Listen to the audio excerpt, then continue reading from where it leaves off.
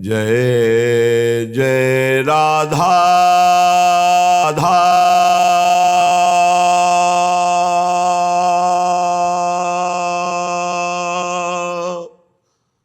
जय जय राधा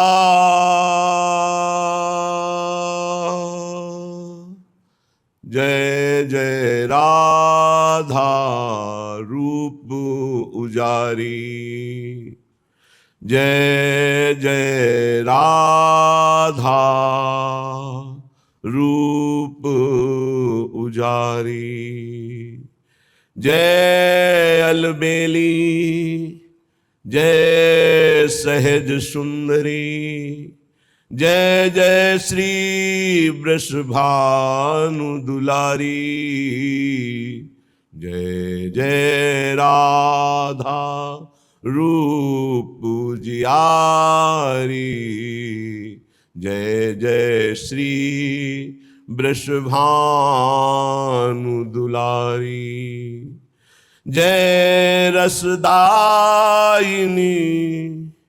जय स्वबस विहारिणी जय जय सर्वोपरि सुखदायिनी जय जय सर्वोपरि सुखदायिनी जाकी भ्रू बिलास बस मोहन लागो रहेत पिछारी जय जय श्री वृषभानु दुलारी जय जय राधा रूप जियारी जय अलबेली जय सहज सुंदरी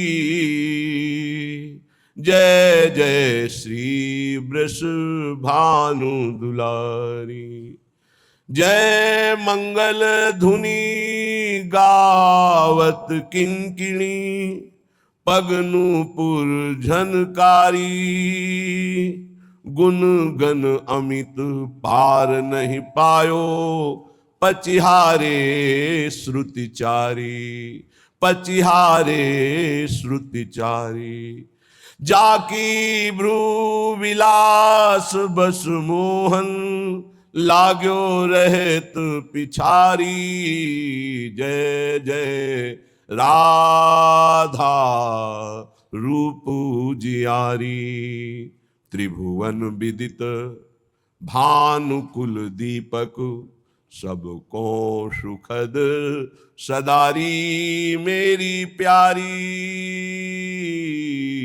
सबको सुखद सदारी भोरी सठ पर परम निठुरता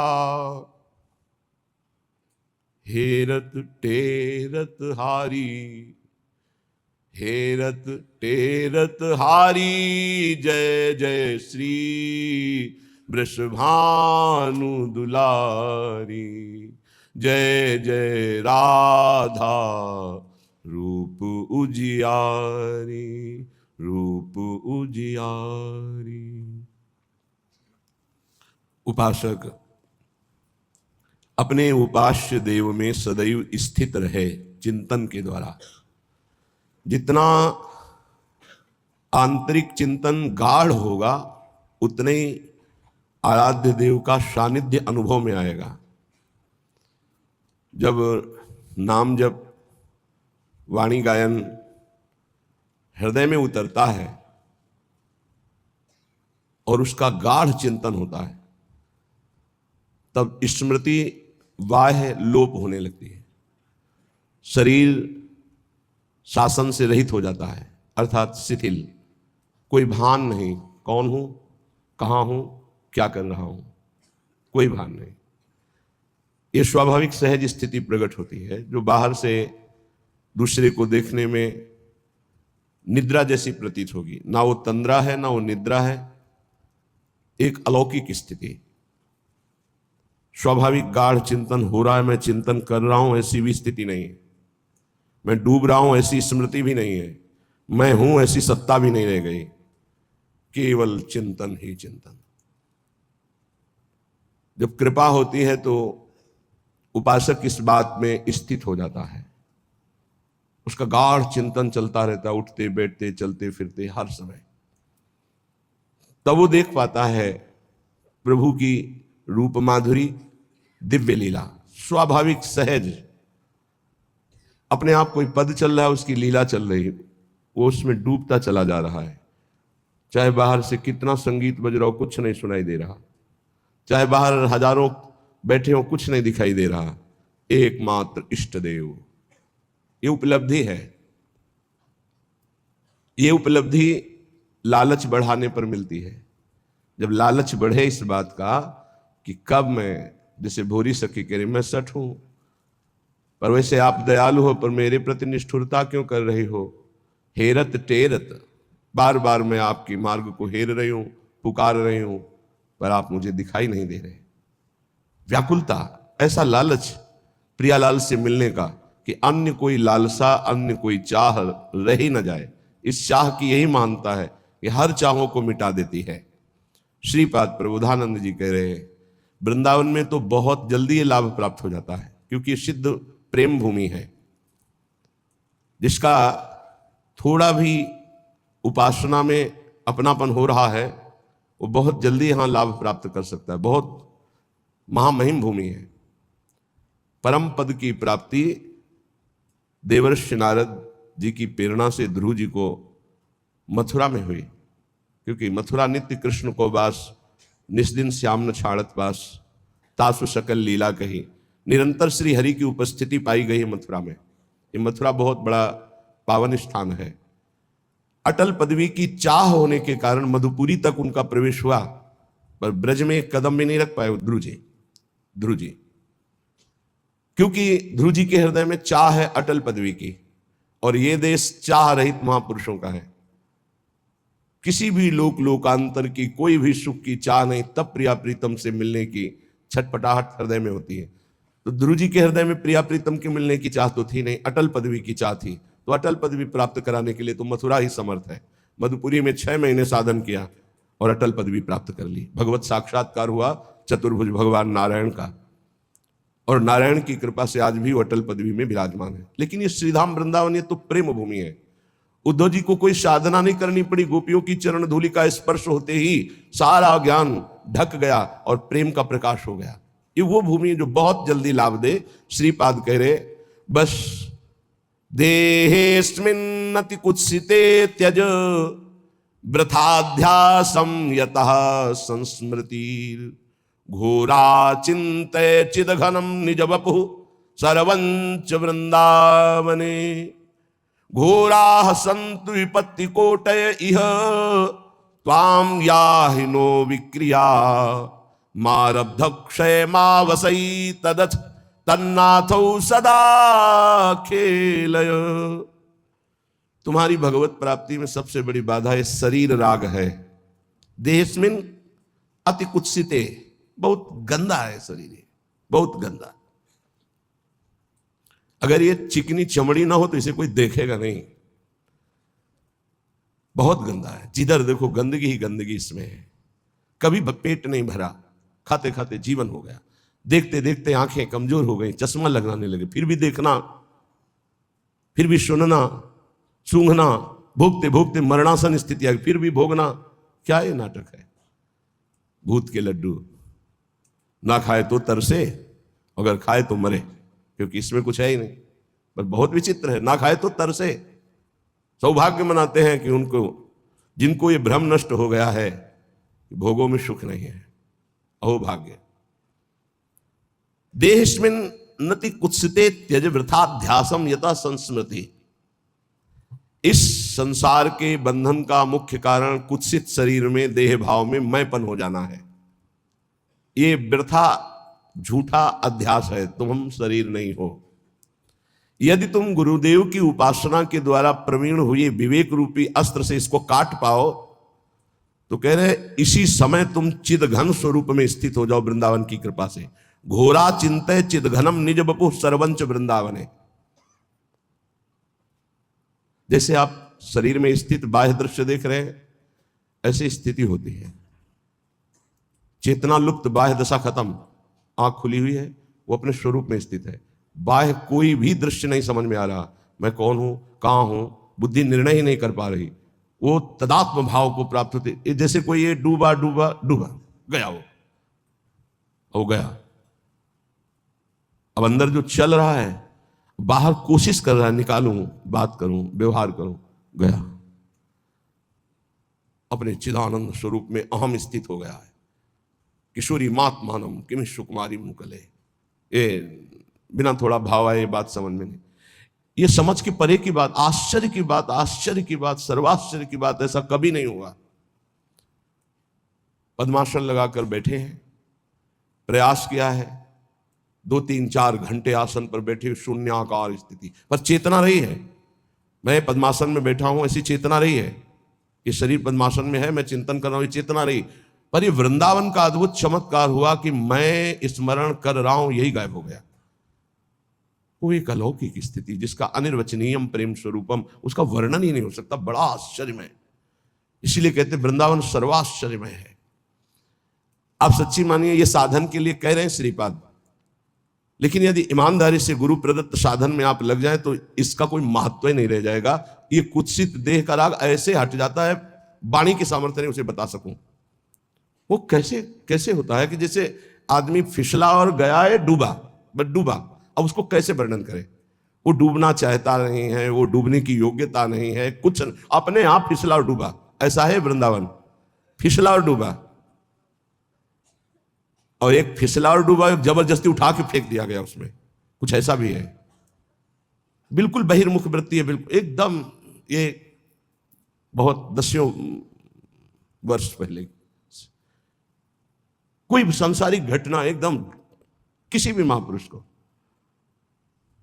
वो देख रहे हैं बाहर से, कुछ दृश्य और है, अंदर की लीला उसमें डुबो दी, उसी में डुबो दी। ये वृंदावन अलौकिक धाम है, सच्ची मानो अलौकिक धाम है। लीला में डुबो दे, कोई भी दृश्य, कोई भी दृश्य। देहस्मिन् नति कुत्सिते त्यज वृथाध्यासम यथा संस्मृति, इसकी स्मृति भी न रह जाए देह की। ये अपने किए नहीं होता, यह गुण साधनते नहीं हुई, तुम्हारी कृपा पाव को, मतलब कहीं किंचन मात्र भी अपना कोई इसमें साधन बल नहीं है। जैसे कोई सोचे कि बहुत साधना करने पर ऐसा नहीं, बिल्कुल नहीं। ये हम अपने हृदय की बात कहते हैं। इसमें साधन पक्ष नहीं, साधन असाधन हटाने के लिए है। इसमें कृपा पक्ष बहुत जोर का होता है, एकदम लीन। लीन का मतलब शुद्ध ही नहीं है, शुद्ध ही नहीं है, चिदघन स्वरूप में स्थित। स्वापर सकल वस्तुन्यत्र सुरेंद्र कोटि छवि सुविमल सच्चिद विग्रहे सद्गुण उघई। स्वा पर विस्मृत, स्वा भी सच्चिदानंद विग्रह, पर भी सच्चिदानंद विग्रह।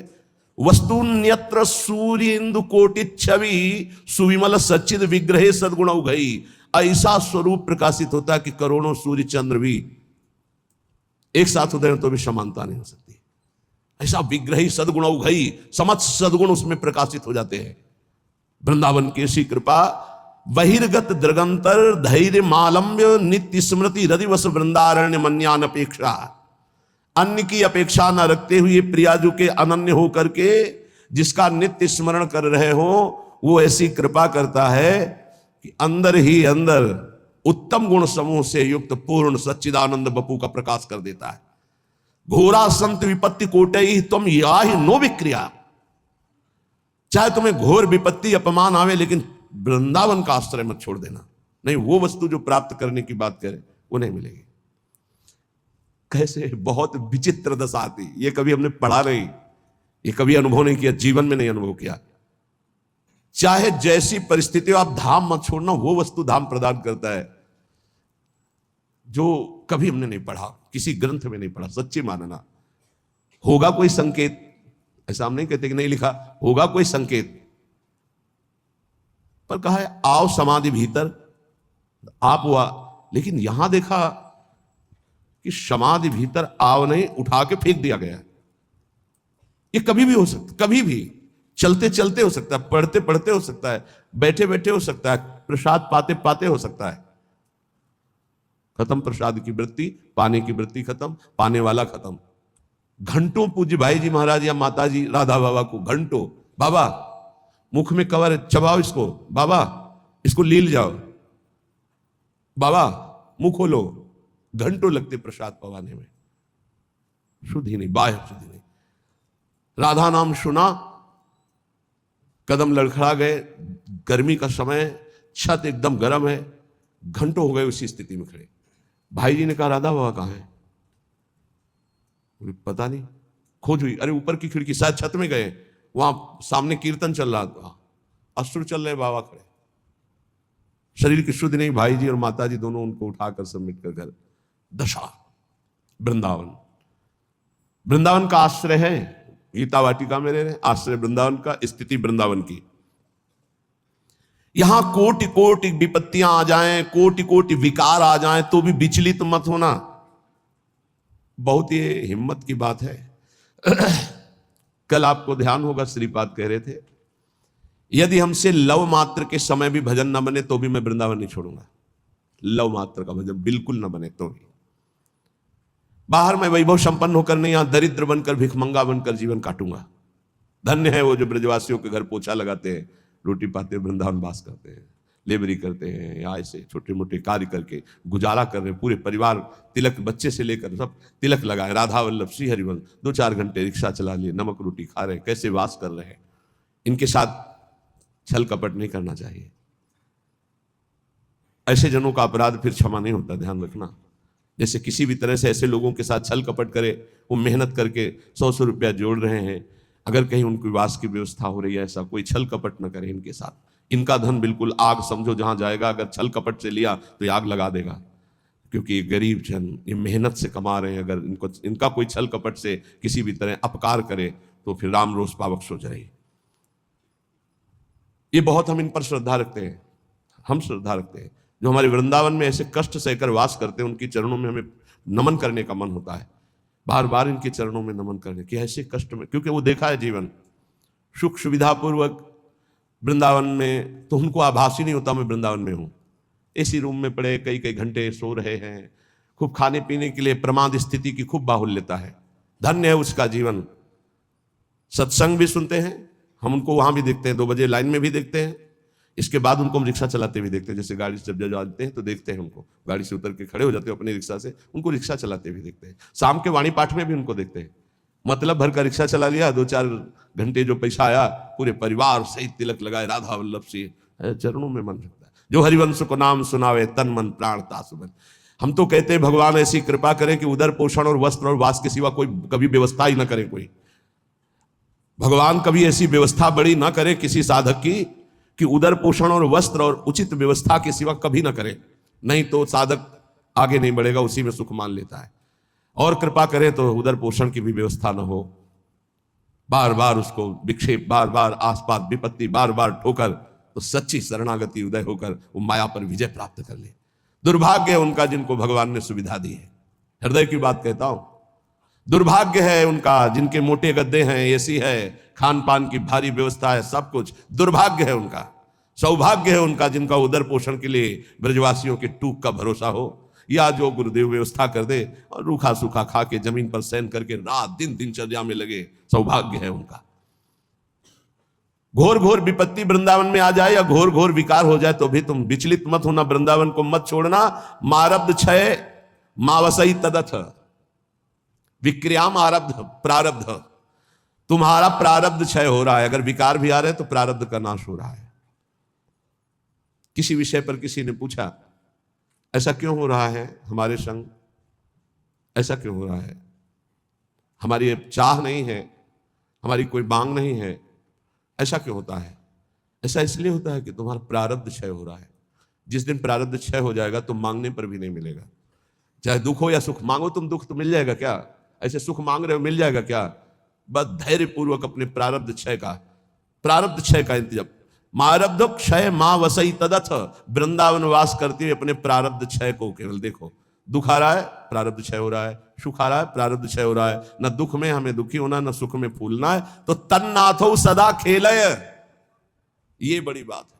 पूरे श्लोक का भाव, ये देह अस्मिन देहे कुत्सिते, ये देह बड़ी गंदी है, इससे प्यार मत करो। अपनी देह से, तो औरों देह से प्यार होगा ही नहीं। त्यज वृथाध्यासम यतः, इसका अध्यास छोड़ो कि मैं स्त्री हूं, मैं पुरुष हूं। झूठा है, न तो स्त्री न पुरुष है। संस्मृति घोरा चिंतय चिदघनम, ये घोर फंसाने वाली स्मृति है कि मैं स्त्री हूं, मैं पुरुष हूं। तू चिदघनम, तू चिदानंद स्वरूप है। निज बपु, तेरा सहचरी रूप है। सरवंच वृंदावने, ये संपूर्ण वृंदावन में महाप्रेम रस का रसास्वादन कराने वाला निज बपु तेरा सहचरी स्वरूप है। इसलिए इस स्वरूप की प्राप्ति के लिए घोरा संत विपत्ति कोटे ही तुम याहिनो विक्रिया मारब्ध क्षय मावसई तद तन्नाथो सदा खेल है। जो अपने प्रारब्ध भोग को भोगता हुआ, क्षय करता हुआ, शरीर भाव में नहीं स्थित है, शरीर भाव का त्याग कर स्वरूप भाव का चिंतन करता रहता है। निज वपु सरवंच वृंदावने, संपूर्ण वृंदावन में अपने निज वपु में ही कि मैं श्री जी की दासी हूं, मैं सहचरी हूं, इस ठसक में तो बोले तन्नाथो सदा खेले, वो युगल किशोर के साथ खेलने का अधिकार प्राप्त कर लेता है। ये वृंदावन प्रदान करता है।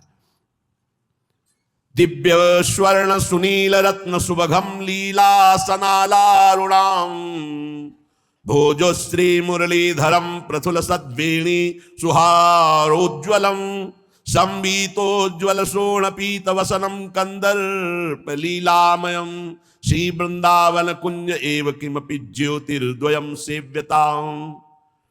उस उपासक को दिखाई देता है एक अनिर्वचनीय ज्योतिर्मय जोड़ी, दिव्य स्वर्ण सुनील रत्न सुभगम, एक दिव्य स्वर्णिम कांति शिव प्रियाजु और सुनील रत्न सुभगम, एक सुंदर इंद्रनीलमणि अद्भुत श्यामाभा सनालारुणाम भोज, उनके अरुण अरुण अधर, अरुण अरुण कर कमल, अरुण अरुण चरण कमल, अरुण अरुण नेत्र कमल, कैसे सुंदर।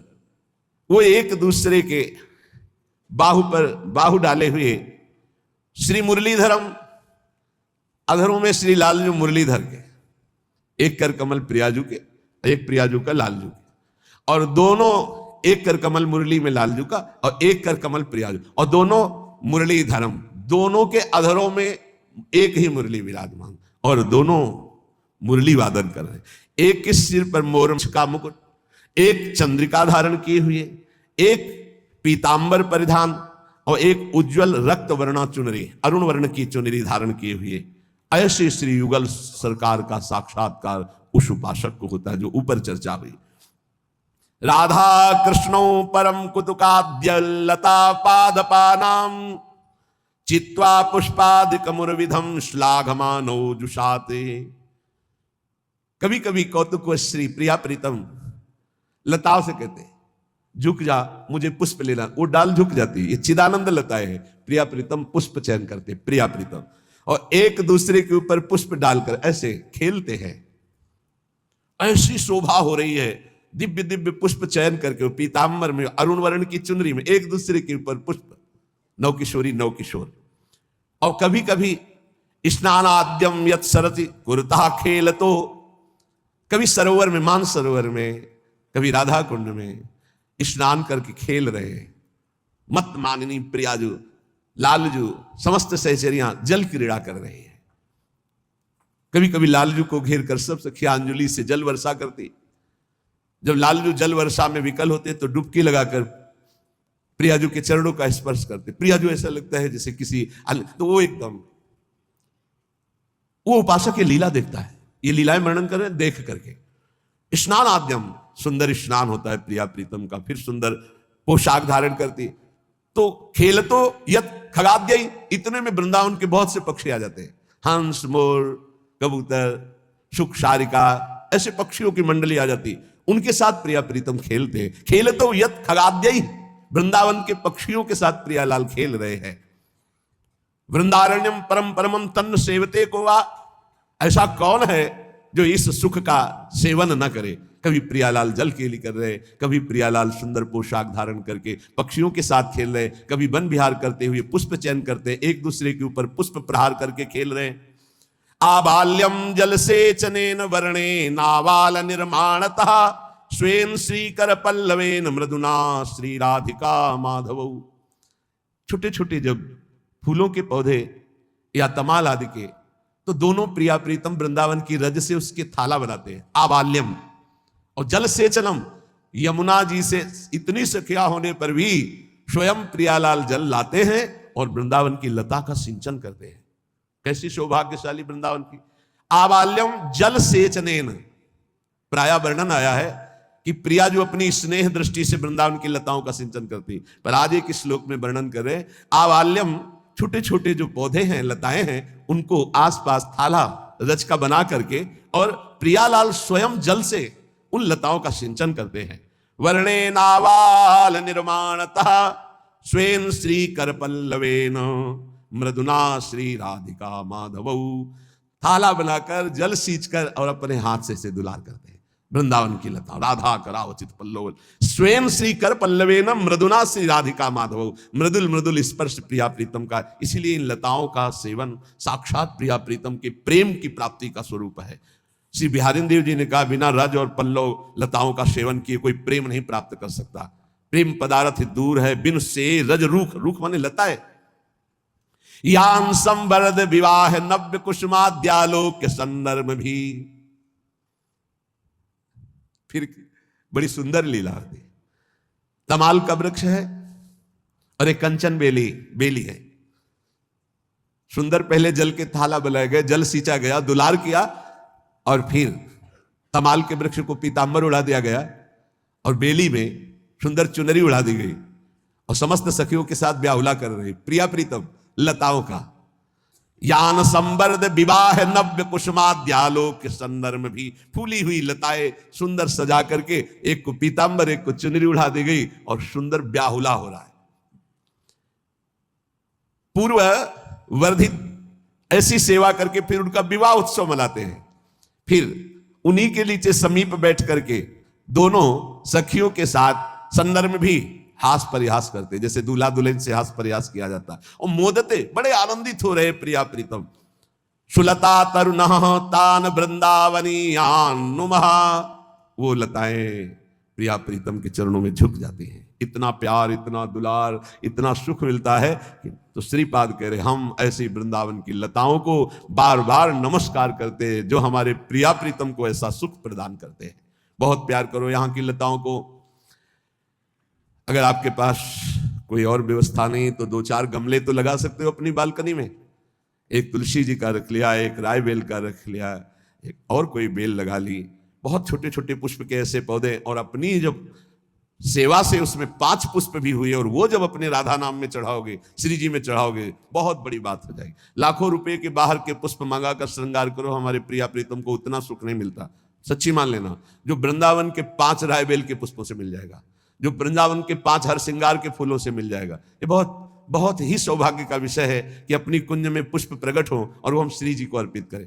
ऐसा भी हो सकता है कि आप 200-250 गज से जगह खरीदे हैं तो 50 गज जगह में आप लता पता और 200 गज में अपने निवास की व्यवस्था कर लीजिए। पर ये उनके विरक्तों को चाहिए कि अब वो भावना के देश में विचरण करें, क्योंकि अगर लता आप लगा दिए हैं तो आपकी कुल परंपरागत उसकी रक्षा करने वाला भी होना चाहिए।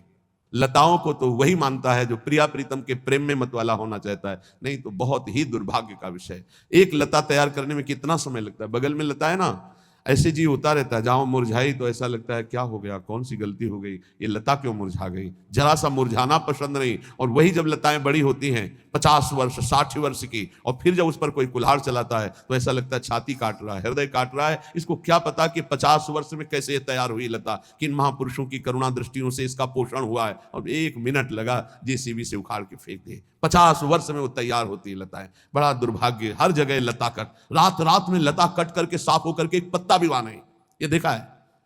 क्योंकि समाज कुछ ना कहे या कोई ऑब्जेक्शन ना हो, शाम तक वो लता है, सुबह पूरी गायब, वहां बिल्कुल प्लेन, ना कोई एक पत्ता, ना कोई एक कटिंग की कोई वस्तु, साफ एकदम। लेकिन प्रिया जी तो देख रहे हैं ना, तुम्हारा सौभाग्य साफ हो रहा है, तुम्हें पता है, चिन्ह भी नहीं रहेगा सौभाग्य का तुम्हारे। ये बिल्डिंग सौभाग्य नहीं, सौभाग्य लता पता है। हम कह रहे हैं आवश्यकता है तो 200 गज में तुम बना लो, 50 गज में श्री जी के लिए लताएं लगा दो, वहां सुंदर लीप करके सुंदर चार पुष्प बिछा दे भावना की प्रिया प्रीतम, लता भवन सुख शीतल छहा, श्री हरिवंश रहत नित जहां, तहां न वैभव आन की। स्वयं प्रिया प्रीतम खेलते, देखो कैसे लताओं से खेल, ब्याहुला ब्याहुला खेल रहे, स्वयं सिंचन कर रहे, कितने उत्साहित हो रहे लताओं में।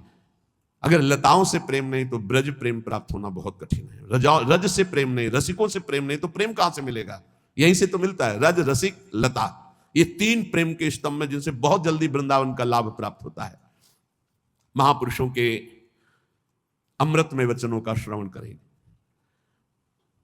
अभी जो आपके जितने दिन बचे हैं मनुष्य जीवन के, ये प्राय प्रश्न बना रहता है, मुझसे पाप हो गए क्या क्षमा कर देंगे भगवान? तो ध्यान से सुनिए, मनुष्य जीवन में अभी जो आपके दिन बचे हैं, यदि उन दिनों का ज्ञान पूर्वक सदुपयोग करें, अर्थात नाम जप करते हुए पूर्व में जो पाप किए पुनः ना होने पावे, तो मैं तुम्हें वचन देता हूं कि तुम्हारे सारे पाप मेरे प्रभु क्षमा कर देंगे, तुम्हें कोई भी पाप का दंड नहीं भोगना पड़ेगा। जितनी श्वासें अब बची हैं, जितना जीवन बचा है, अब ज्ञान पूर्वक व्यतीत कीजिए, कोई पाप कर्म जो पीछे हुए पुनः मत कीजिए और नाम जप कीजिए, सारे पाप आपके प्रभु क्षमा कर देंगे। गीता जी, सर्वधर्मान परित्यज्य मामेकम शरणम ब्रज अहम त्वाम सर्व पापेभ्यो मोक्षयिष्यामि मा शुचा। श्री भगवान के वचन है। जो आंतरिक काम क्रोध आदि रोग हैं, इनको नष्ट करने के लिए 5 औषधियां हैं। जैसे पेट खराब हो जाए तो पंचसकार चूर्ण की आवश्यकता होती है, ऐसे ही हमारा विचार खराब हो गया है, दिमाग खराब हो गया है। सत्य वस्तु को भूलकर असत्य में रमण करना पागलों का कार्य है। वो सत्य मार्ग के पथिकों को पागल समझते हैं और सत्य मार्ग के पथिक उनको समझ रहे हैं कि इतना कीमती जीवन तुम व्यर्थ में नष्ट कर रहे हो, और वो समझ रहे हैं मानव जीवन को ये कैसे बर्बाद कर रहे हैं, ना कोई भोग भोग रहे हैं, ना कोई धन संचय कर रहे हैं, इनका जीवन ही बर्बाद हो रहा है। वो नहीं समझ पाते।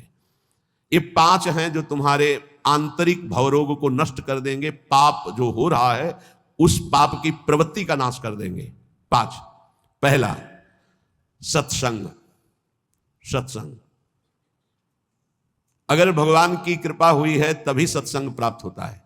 प्रथम भगति संतन कर संगा, दूसरी रति मम कथा प्रसंगा। सबसे पहली कृपा भगवान की होती है कि सत्संग प्राप्त होता है। अहो भाग्य रोज सत्संग प्राप्त हो, अहो भाग्य।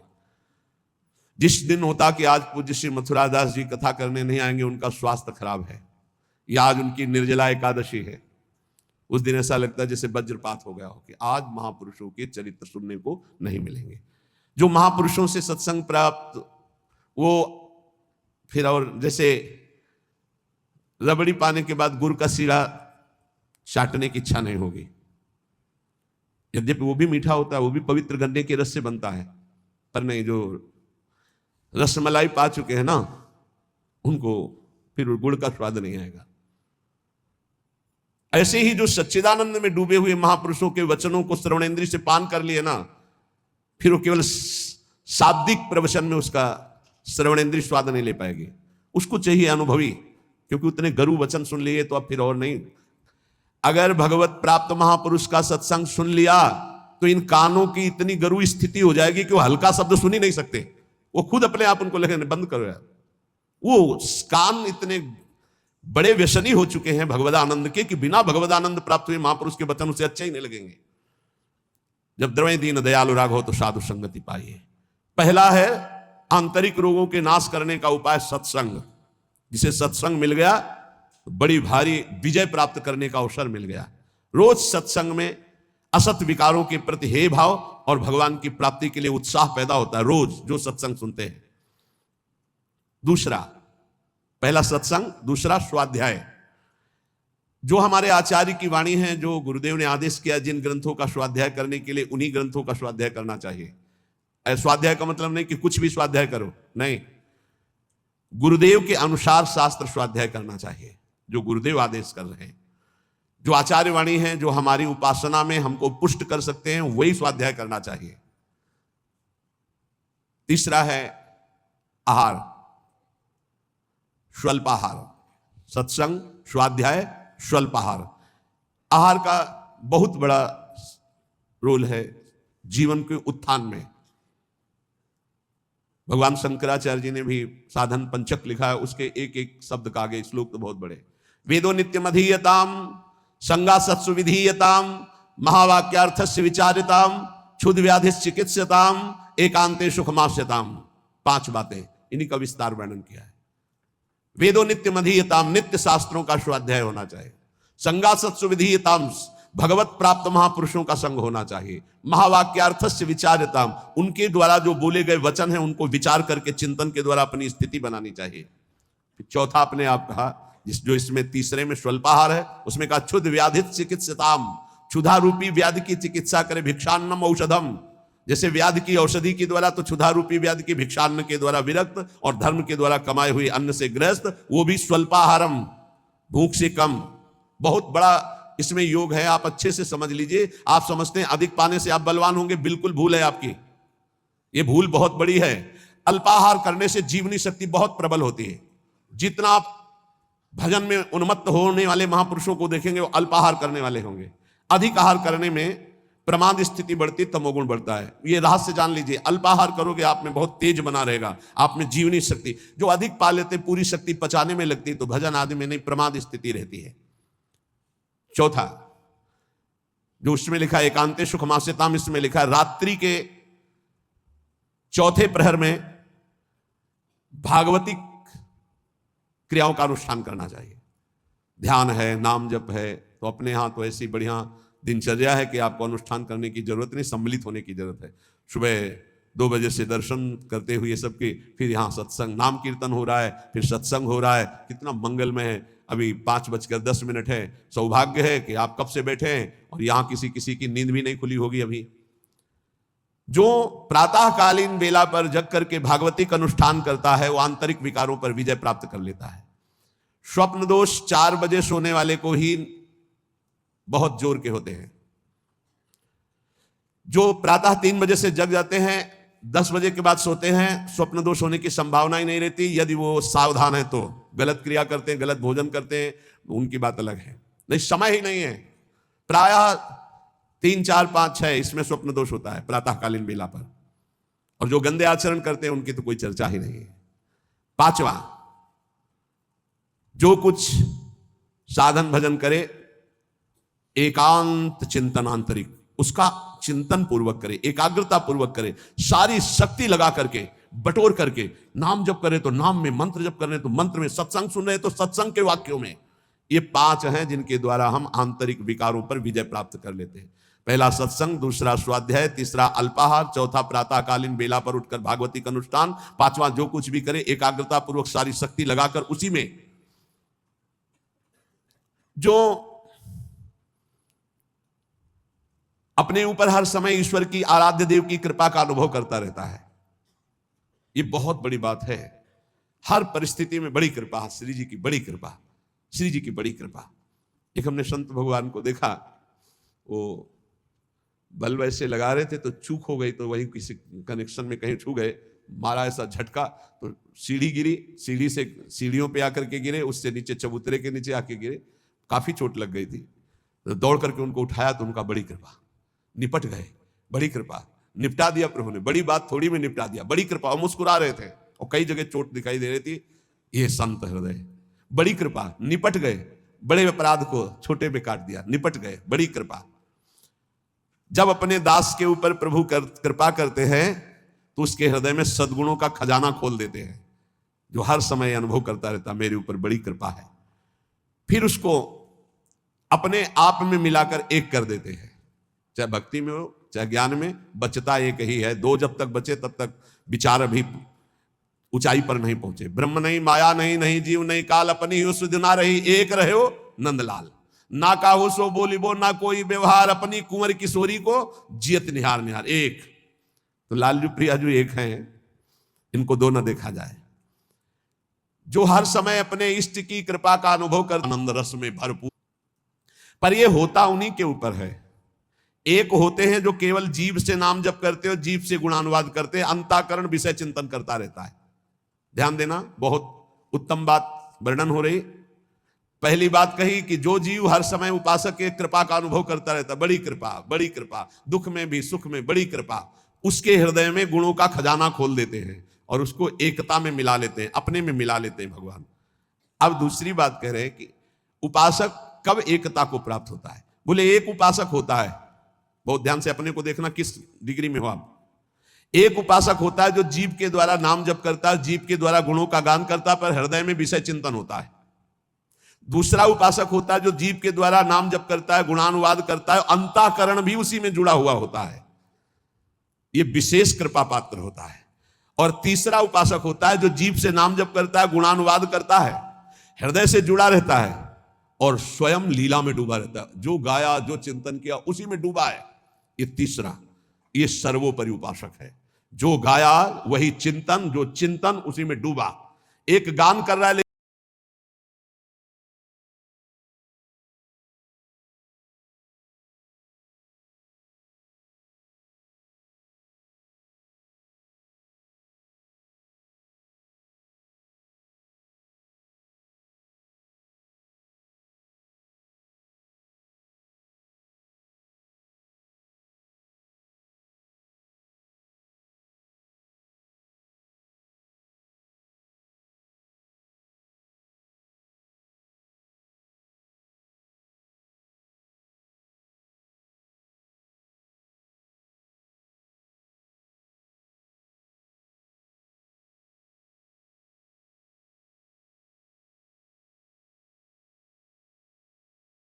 कर सके, भ्रष्ट कर सके।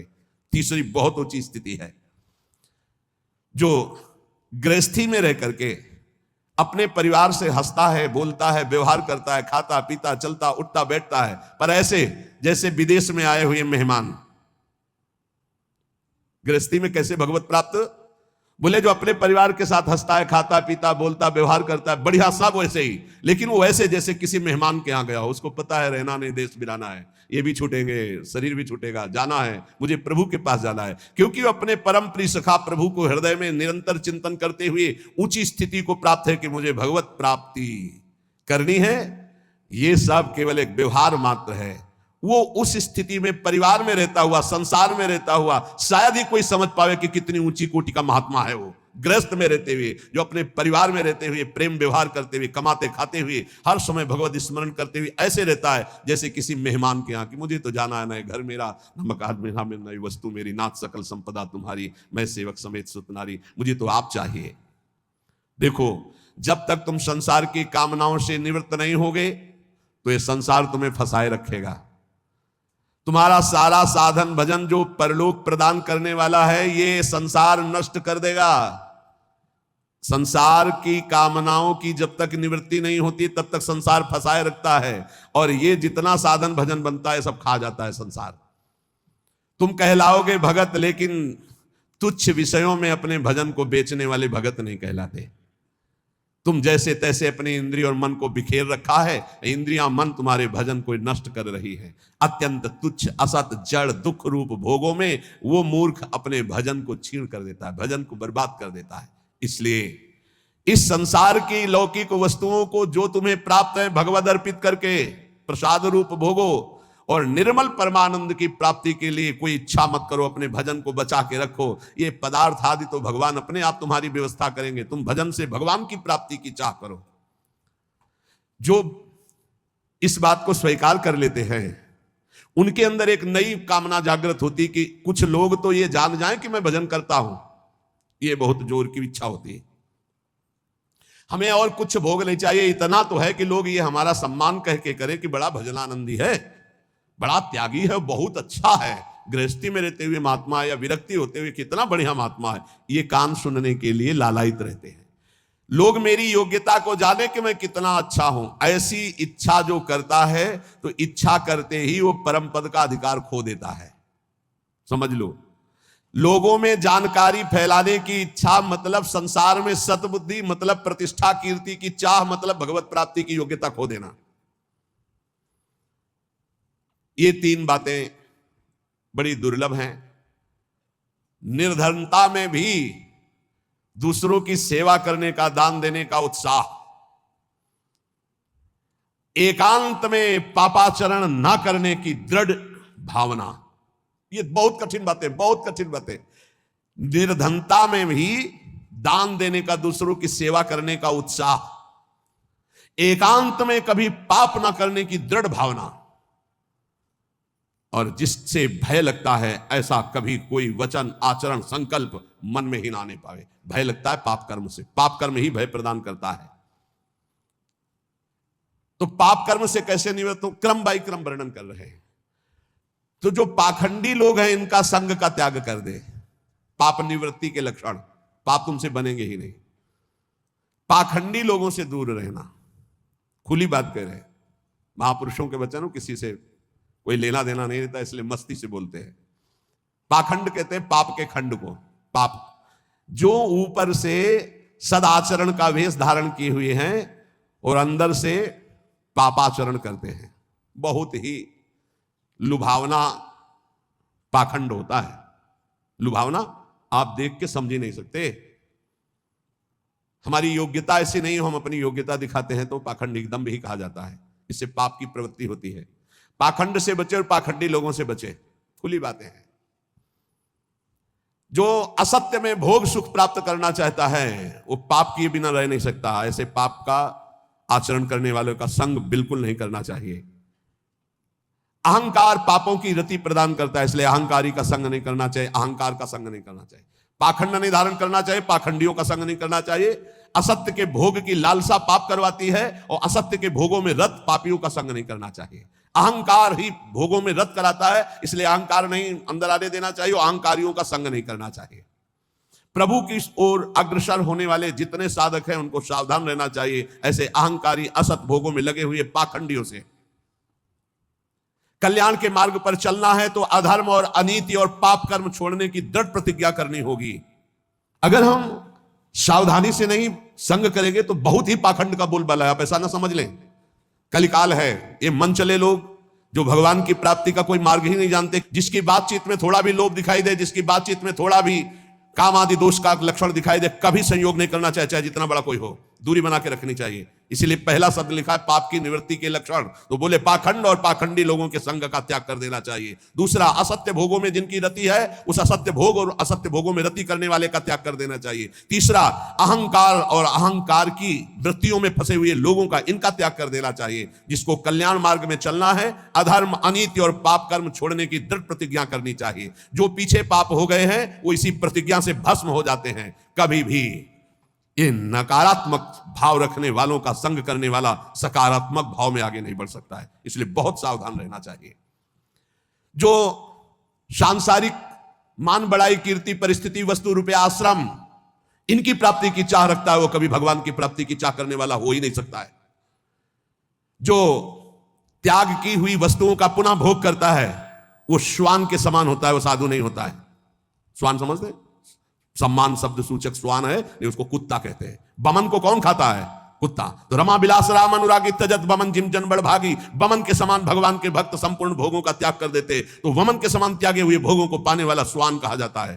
भक्त भगवत प्रसाद पाता है और जीवन को भगवत प्रसाद में करता है। यहां खुली महापुरुषों की बातें हैं, कोई लगा लेश नहीं है। उपास्य प्रभु का स्मरण सेवन करना, प्रभु की प्राप्ति के लिए सारे स्वार्थों का त्याग कर देना, अंतःकरण को भगवदाकार बनाना।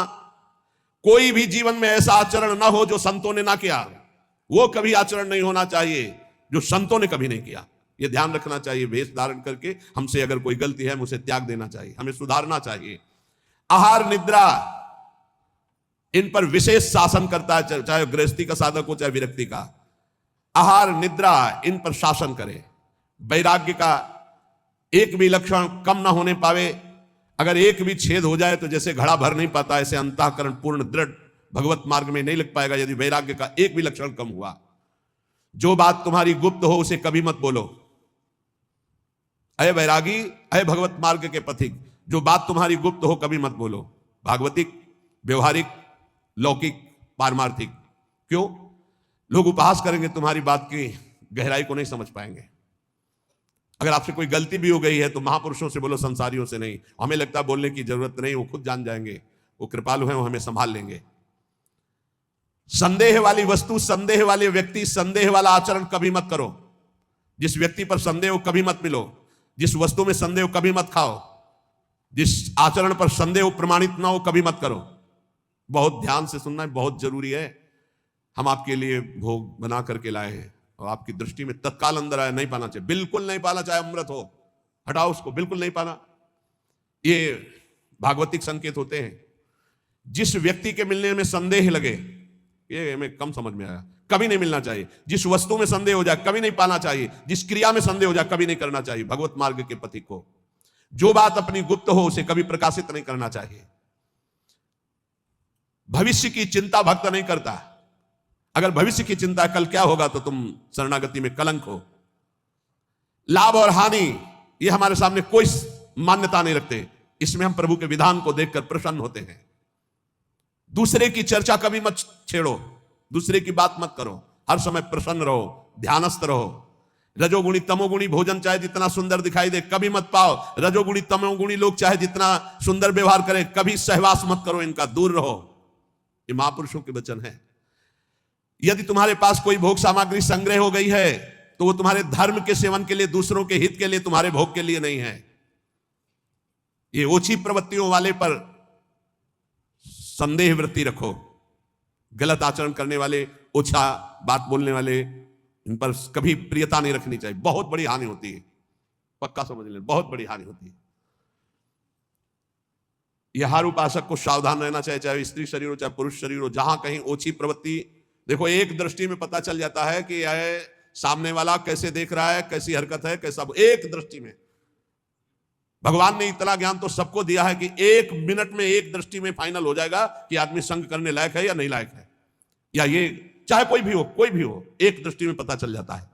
ओछी प्रवृत्ति पर अंकुश रखो, ना किसी का संग और ना अपने अंदर ओछी प्रवृत्ति। प्रभु प्रेम प्राप्ति के लिए गले पड़ना होता है महापुरुषों के। गले लगना नहीं, गले पड़ना होता है। गले पड़ना और गले लगना में अंतर है। गले पड़ने का मतलब होता है आपके सिवा हमारे पास कोई साधन नहीं है, अब आप ही हमारे प्रेम प्राप्ति के साधन भी हो और साध्य भी हो। ऐसे गुरुजन महापुरुषों का आश्रय लिया जाता है।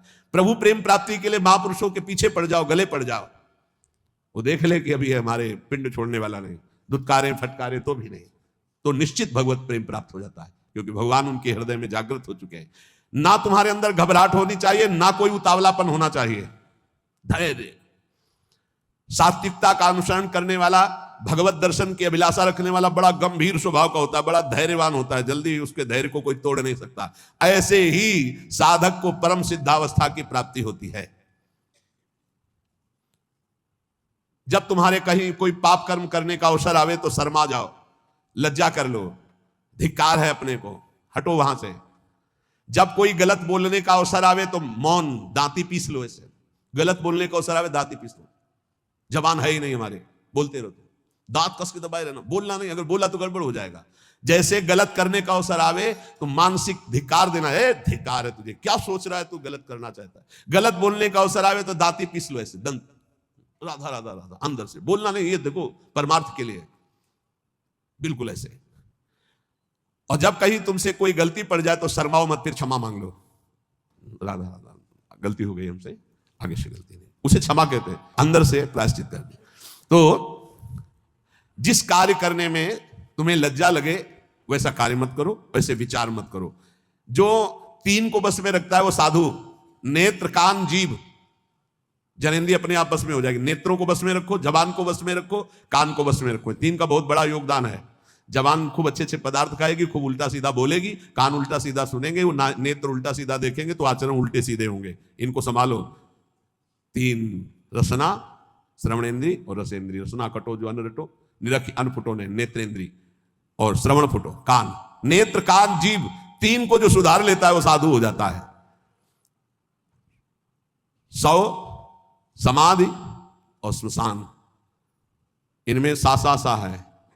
अगर समाधि को प्राप्त नहीं हुए तो 100 और श्मशान आराम से आपको मिल जाएंगे। मानव जीवन समाधि प्राप्त करने के लिए, समाधि जिसकी बुद्धि समता में युक्त होकर, बड़ा आनंद का विषय है। जैसे स्वप्न में चले गए ना आप, ऐसे लीला में चले जाओगे, बड़ा आनंद का विषय। मान लो हमारी बात, स्वप्न तो स्वप्न ही है, लीला तो फिर बहुत आनंद। बस आखिरी फल है वृंदावन का, लीला में प्रवेश हो जाना, लीला पात्र बन जाना। बहुत जल्दी लाभ मिलता है वृंदावन में। श्री भगवान महायोगेश्वर हैं, करुणा करके बता रहे हैं कि उपासक यज्ञ के द्वारा ही परम पद को प्राप्त होता है। कल कई यज्ञों का वर्णन सारांश में किया गया था। ब्रह्म यज्ञ, प्रत्येक कर्म में कर्ता करण क्रिया पदार्थ सब कुछ ब्रह्म रूप है, ऐसा अनुभव करना ब्रह्म यज्ञ जो कल वर्णन हुई थी। ब्रह्मार्पणम ब्रह्म हवि ब्रह्माग्नो ब्रह्मणाहुतम ब्रह्मविद्यम गंतव्यम ब्रह्म कर्म समाधिना, इसी को भगवद अर्पण रूपी यज्ञ की व्याख्या कल की थी। संपूर्ण क्रियाएं संपूर्ण पदार्थ भगवान के हैं और भगवान के लिए कर रहे, ये भगवद अर्पण रूपी यज्ञ है।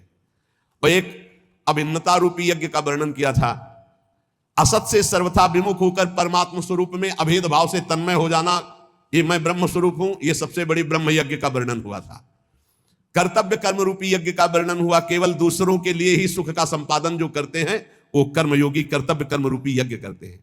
संयम रूपी यज्ञ का सारांश में कल छोटे छोटे श्लोकों में वर्णन था। एकांत काल में अपनी इंद्रियों को विषय में प्रवृत्त ना होने देकर परमात्मा में लगाना, ये संयम रूपी यज्ञ है।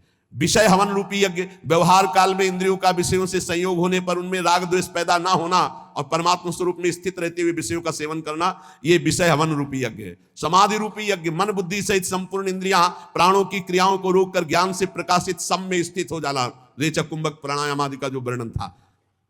अब द्रव्य यज्ञ का वर्णन, संपूर्ण पदार्थों को जो अर्थ के द्वारा प्राप्त होते निस्वार्थ भाव से दूसरों की सेवा में लगा देना द्रव्य यज्ञ कहलाता है।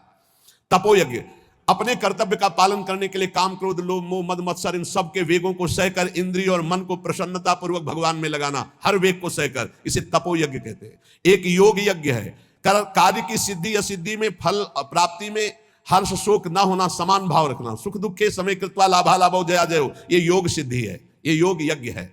स्वाध्याय रूप ज्ञान यज्ञ, शास्त्रों का स्वाध्याय करना, नाम जप करना, नाम कीर्तन करना, ये स्वाध्याय ज्ञान रूप यज्ञ है। प्राणायाम पूरक कुंभक रेचक प्राणायाम यज्ञ है। स्तंभ वृत्ति प्राणायाम रूप यज्ञ, नियमित आहार करते हुए प्राण और अपान को अपने आप में रोक देना स्तंभ वृत्ति रूपी यज्ञ कहलाती है।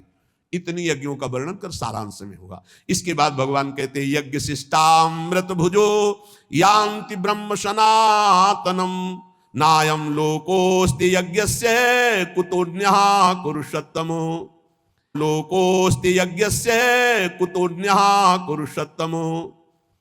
हे कुरुवंशी श्रेष्ठ अर्जुन, यज्ञ से बचे हुए अमृत का अनुभव करने वाले सनातन पर ब्रह्म परमात्मा को प्राप्त होते हैं।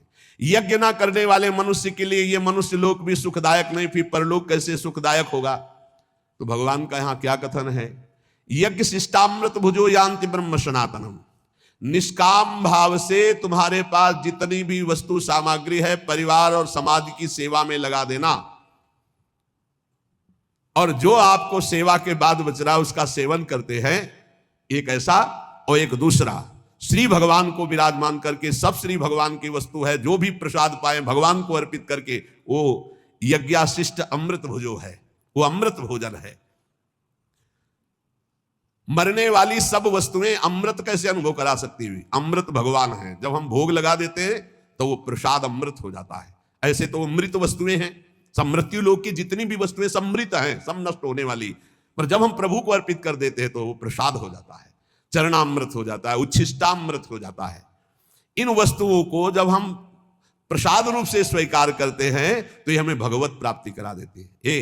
बहुत सरल भाषा में समझो, तुम्हारे पास जो भी वस्तुएं हैं भगवान को अर्पित करके परिवार की सेवा में, समाज की सेवा में, स्वयं शरीर की सेवा में वो प्रसाद हो जाए। बिना अर्पित किए न वस्त्र पहनो, न भोजन पाओ, न पानी पियो, क्योंकि भगवान कहते हैं जो यज्ञ से अवशिष्ट वस्तुओं का भोग करता है वही परम पद को प्राप्त होता है, ब्रह्म को प्राप्त होता है। यज्ञ ना करने वाला मनुष्य लोक में नहीं सुखी रहेगा, फिर परलोक की बात क्या है।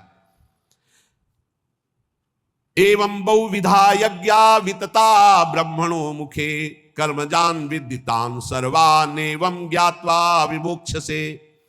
बहुत तरह की यज्ञ वेद शास्त्रों में वर्णन किया गया है, विस्तार से वर्णन है। उन सब यज्ञों को कर्मजन्य जान। इस प्रकार जो यज्ञ को जानता है वो कर्म बंधन से मुक्त हो जाता है। कोई भी कर्म भगवान को बिना समर्पित किए नहीं रहना चाहिए, और भगवान को पाप कर्म समर्पित नहीं किया जाता। कोई भी पदार्थ भगवान को समर्पित किए बिना नहीं पाना चाहिए, और भगवान को सात्विक भोग संपन्न करके ही भोग लगाया जाता है, उसमें तामसिक बिल्कुल नहीं। इसीलिए प्याज लहसुन तक मना किया गया है। भगवान को हम वही अर्पित कर सकते हैं जो शास्त्र प्रमाणित है, मनमानी नहीं। जैसे किसी ने हमको दिखाया था मोबाइल में कि एक गोपाल जी को ये सब्जी को वेज कहते हैं और बिना वो उसको क्या कहते हैं, हाँ, उसका भोग लगाते हुए दिखाया था। कि हमारे गोपाल जी तो सब नरक की प्राप्ति होगी। ध्यान रखना, राक्षसी प्रवृत्ति का प्रयोग मनमानी मत करो कि तुम्हें कोई डांटने वाला नहीं, तुम घर में गोपाल जी विराजमान कर लिए तो जो मना है सो कर सकते हो। नहीं दिखाना चाहिए, नहीं देखना चाहिए, नहीं करना चाहिए, ऐसा बिल्कुल नहीं करना चाहिए। ऐसा तो राक्षस भी नहीं करते थे। आप तिलक लगाए हो, आप कंठी बांधे हो और आप ठाकुर जी को राक्षसी भोग लगा रहे हो, कहते हमारे गोपाल जी जो मनाएगा सो हम खवाएंगे। ऐसा नहीं, ऐसा नहीं, मनमानी नहीं। तस्मात् शास्त्रम प्रमाणम ते कार्य कार्य व्यवस्थित हो। ऐसा करोगे तो ठाकुर जी को फिर जो भाएगा वो करेंगे, और उनको जो भाता है तो सारी माया उन्हीं की भावना है। ध्यान रखना, उनकी मुस्कुराहट से माया पैदा हुई, उनकी पीठ से अधर्म पैदा हुआ है, उनकी छाती से धर्म पैदा हुआ है। कैसे मनमानी आचरण कर सकते हैं आप ठाकुर जी को वही कर्म अर्पित कर सकते हैं जो शास्त्र सम्मत है, आप वही भोग लगा सकते हैं जो संत सम्मत है। ऐसे नहीं मनमानी, आपकी मनमानी आचरण नहीं। गोपाल जी भी वही करते हैं जो बोलते हैं, गोपाल जी भी संतों की बात की रक्षा करते हैं। ऐसा नहीं कि मनमानी तुम करो सबकी अवहेलना करके। तुम्हारे घर में तुम जाओ और श्री विग्रह खरीद लो और मनमानी व्यवहार करो तो आप क्या समझते हो भगवत पार्षद आपको दंड दे देंगे। समय आने पर देख लेना, फिर न तुम्हें गोपाल जी दिखाई देंगे और न कोई भगवान की कृपा दिखाई देगी। मनमानी आचरण नहीं। कहीं भी कोई अपने घर में ठाकुर जी ले गए तो सर्वांतर्यामी भगवान की उपासना संतों के अनुसार करो, शास्त्र के अनुसार करो, नहीं तो ना इस लोक में सुखी रहोगे ना परलोक में सुखी रहोगे।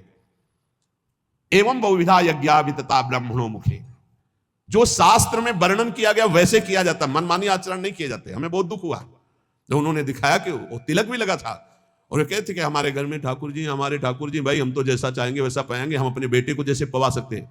वसुदेव देवकी जी से कहा था ध्यान रखना मैं तुम्हारा पुत्र बन रहा हूं, लेकिन ये ध्यान रखना मैं कौन हूं, मैं ब्रह्म हूं, ब्रह्म की प्रतिष्ठा हूं, तुम्हारा बालक बन रहा हूं, इतना जरूर ध्यान रखना, नहीं तुम मेरी माया से मोहित हो जाओगे। ये ध्यान रखना मैं ब्रह्म हूं। इसीलिए जहां जिस भक्त के यहां भगवान पुत्र बने तो पहले भगवान के रूप में प्रकट हुए कि तुम हम जब पुत्र बनेंगे ना तो तुम हमारी महिमा नहीं जान पाओगे, पहले देखो। जब कौशल्या जी ने देखा ओ अद्भुत भगवान, तब माता पुनि बोली सोमति डोली तजहु ताते रूपा की जैसे सुलीला। आपने वरदान दिया था कि मैं बालक बनूंगा, तब बालक बन गए। सुन बचन सुजाना रोदन ठाना हुई बालक स्वरूप। वो सिद्ध महापुरुषों को तो आदेश कर रहे हैं कि ध्यान रखना मैं ब्रह्म हूं, तुम्हारा बालक बनने जा रहा हूं, और तुम गोपाल जी को मनमानी आचरण करवाओगे। ऐसा नहीं है, कभी ऐसा नहीं। वैष्णव पद्धति से सेवन करो ठाकुर जी की। ये कलिकाल कैसा दुष्ट स्वभाव पैदा हो रहा है कि हम मूर्ति खरीद ले, श्री विग्रह खरीद ले, जैसा अनाचार दुराचार चाहे वैसा भोग लगावे, जैसा चाहे व्यवहार करें, नरक की प्राप्ति होगी, पक्का समझ लो। और अगर धर्म और शास्त्र के अनुसार चलोगे तो वही यज्ञ, वही सेवा, वही पूजा भगवान की प्राप्ति कराती। कारण उनके दिमाग में भरे हैं, ऐसे से ऐसा हुआ, ऐसे से ऐसा हुआ। मतलब भगवान ऐसे लोगों को उदाहरण भी दे देते, समझा देते हैं, वो भगवान ने ऐसा किया था, भगवान ने वैसा किया था। भगवान ने किया था। एक कोयला मुंह में जला के जबान में रखो, फिर बोल के दिखाओ भगवान ने आग पी थी, तुम पियोगे आग? पूरा दावानल पी गए थे, भगवान ने गिरिराज जी उठाए, भगवान ने जो किया तुम कुछ कर सकते हो क्या? देवराजेंद्र घुटनों में आकर के बैठ गया था जब वर्षा की थी, और एक ओला सहने की सामर्थ्य नहीं, वो पूरा खंबे की धार बरसा रहा था। पूरे ब्रजमंडल की रक्षा ठाकुर जी ने गिरिराज उठा के की। सुदर्शन चक्र ऊपर ही सब सोख लेता, नीचे कुछ एक बूंद भी गिरिराज जी की तलहटी में पानी न जाने पावे, इसलिए सर्प का जो वासुकी शेषनाग ऐसे मंडलाकार मेड़ बनाए हुए थे। भगवान भगवान है। ये आजकल कलयुगी भगत भगवान को ऐसे अशुद्ध भोग लगाने की चेष्टा करते हैं। हम जो खाएंगे भगवान, तुम क्यों खाओगे? तुम क्यों खाओगे? तो भगवान विराजमान किए हो तो उसी मर्यादा से भोग लगाओ। नहीं, तुम जो खाओगे भगवान को खाओगे तो भगवान ने जो जो बनाया वो तुमको भी भोगना पड़ेगा। नरक भी बनाया मेरे भगवान ने, बड़े बड़े भयंकर रोग बनाए, बड़े बड़े भयंकर दंड बनाए। होश में चलो। तस्मात् शास्त्रम, ये भगवान के वचन है, तस्मात् शास्त्रम प्रमाणम ते कार्याकार्यो व्यवस्थित हो। देखो भगवान ही बोल रहे हैं इस श्लोक। एवं बहुविधा यज्ञा वितता ब्रह्मणों मुखे। ब्रह्मणों कहते हैं वेदज्ञों को, वेद कहते हैं जो समस्त जानकारी को प्रदान करता है। जो वेदवाणी कह रही हो ब्रह्म स्वरूप है, उसके अनुसार यज्ञ करो, शास्त्र के अनुसार करो, संतों की आज्ञा के अनुसार करो, मनमानी आचरण नहीं। अगर तू मनमानी आचरण करेगा तो इस लोक में भी नहीं सुख को प्राप्त होगा, परलोक में नहीं। श्रेयान द्रव्य मयाद्यज्ञाज ज्ञान यज्ञ परंतप सर्वम कर्माखिलम पार्थ ज्ञाने परिसमाप्यते। हे अर्जुन, रुपये की यज्ञ से ज्ञान यज्ञ श्रेष्ठ है। संपूर्ण कर्मों में, पदार्थों में, तत्व ज्ञान में सब कुछ समाप्त हो जाता है। सबसे श्रेष्ठ है ये ज्ञान यज्ञ कि मैं कौन हूं, मेरा क्या कर्तव्य है, मैं क्यों जन्म लिया हूं, इसी की जानकारी करने के लिए रोज सत्संग हो रहा है। हम भगवान के हैं, हमारा लक्ष्य भगवत प्राप्ति, या हम भगवत स्वरूप है, हमारा लक्ष्य भगवत स्वरूप में स्थित हो जाना। शेष चर्चा आगे। बस इतनी प्रार्थना है कि कोई भी मनमानी आचरण मत करो। आप स्वतंत्र नहीं हो, आप दो जगह से परतंत्र हो। यदि शास्त्र आज्ञा और संत आज्ञा की परतंत्रता स्वीकार करोगे तो माया मुक्त हो जाओगे। यदि मनमानी आचरण करोगे तो ये माया तुम्हें परतंत्र बना के रौंद देगी। इसलिए शास्त्र के अनुसार भोग लगाओ, शास्त्र के अनुसार पाओ, शास्त्र के अनुसार जियो, शास्त्र के अनुसार कर्तव्य कर्म करो। श्री